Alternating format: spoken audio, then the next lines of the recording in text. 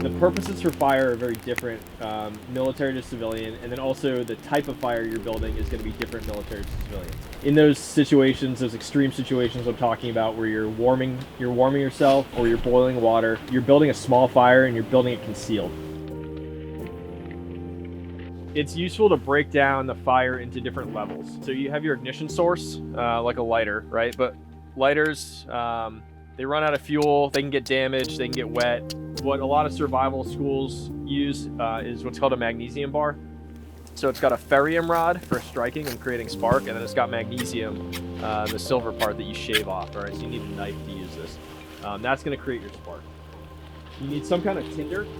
So you can use different kinds of bark. Birch bark is really useful because it has birch oil in it, and it'll pretty much burn in any condition. So if this birch bark gets wet, it's okay because it has so many layers. You just peel off the wet layer, and then you get down to the dry paper layer. You can use pine needles.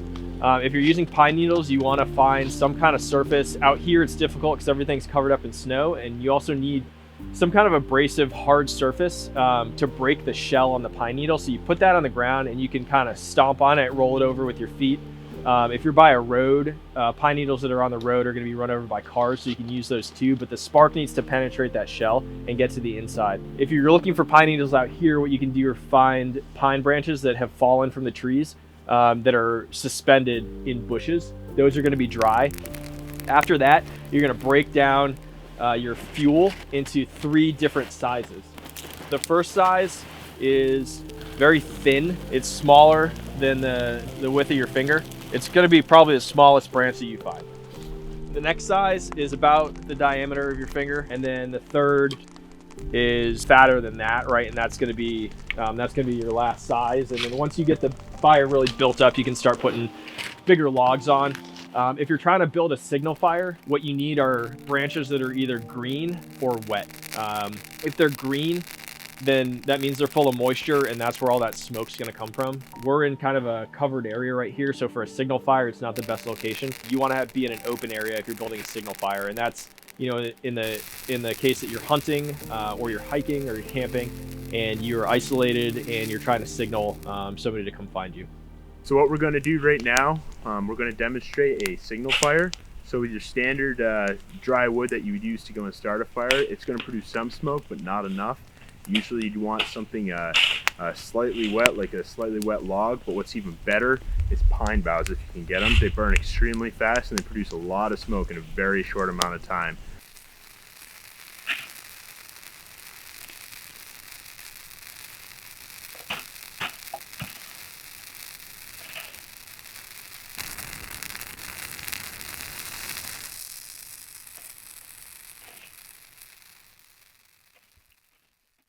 All right, so I'm gonna take what's called fat wood or fat lighter or lighter knot, and it's basically when you have a pine tree that dies, all the resin and the sap will sink to the bottom, and so you'll be able to pull this. You can actually buy this at like a grocery store, or you can cut it off a dead stump, but it's very resinous and it's pretty flammable. So you take this little piece of wood, and you're just gonna shave a fine fluff off, and that's going to help this birch bark catch a little bit better. So you can actually use that exclusively to start a fire, but when I'm doing something difficult like flint and steel, I like to have as many tools as possible. So I've got char cloth right here. Char cloth is basically superheated cotton. It has to be cotton. It can't be anything synthetic because that'll melt. But you have this tin with a hole punched in it, and when you rotate the tin, it's airtight and watertight.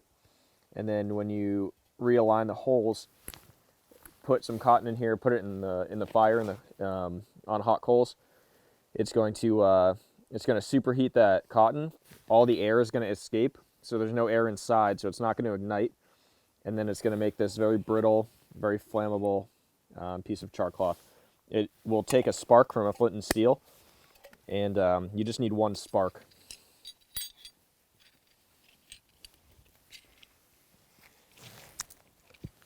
So this is high carbon steel, and then a piece of flint, and you're shaving superheated slivers of metal off, and that's where the sparks are. And it takes a little bit of practice. So you got to work with the angles.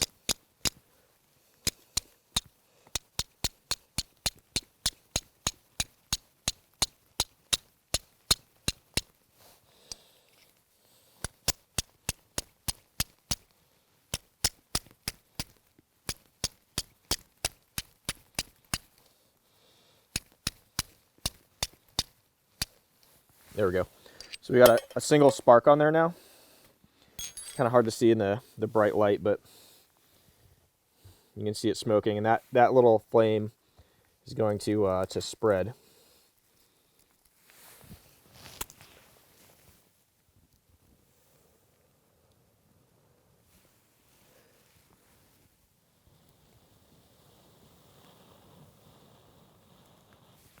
It definitely shoots some. Okay. So if it's pretty moist out, you want to waft it back and forth rather than blowing on it, because you're going to get some additional moisture from your mouth. It's pretty dry out here right now, so obviously you can see that worked well.